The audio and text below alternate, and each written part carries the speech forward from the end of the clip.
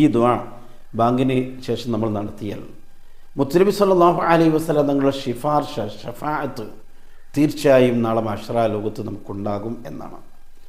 നാളെ മഹ്ശറയിൽ ഇങ്ങനെ പ്രയാസപ്പെട്ട് നിൽക്കുന്ന സമയത്ത് മുത്തുനബിൻ്റെ ഷഫാഅത്ത് കിട്ടുന്ന ഉമ്മത്തുകൾപ്പെട്ട ഒരു കൂട്ടരാണ് ഈ ദുആ ചെയ്യുന്ന ആളുകൾ എന്ന് നമ്മൾ മനസ്സിലാക്കുക.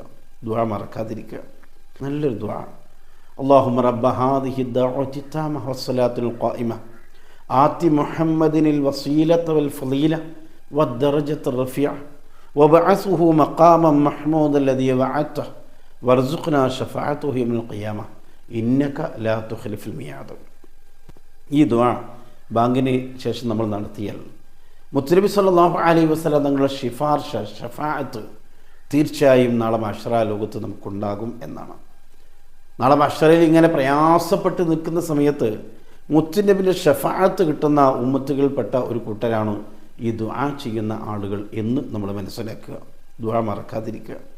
ആ ദുആ കഴിഞ്ഞിട്ട് വീണ്ടും നമുക്ക് ചെയ്യേണ്ടതുണ്ട്. അതെന്താ? ഒരു ആയത്തുൽ കുർസി.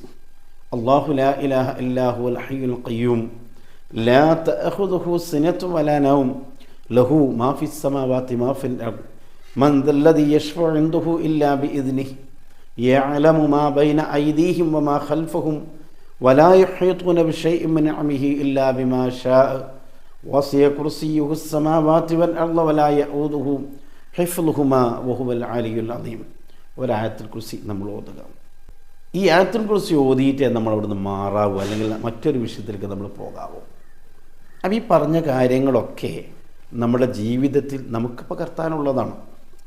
ആരെങ്കിലും പകർത്തുന്നുണ്ടോ? ഇതൊക്കെ നമ്മൾ എവിടെ വെച്ച് വാങ്ങ് കേട്ടാലും നമ്മൾ ഈ കാര്യങ്ങൾ ചെയ്യണം, മറന്നു പോകരുത്.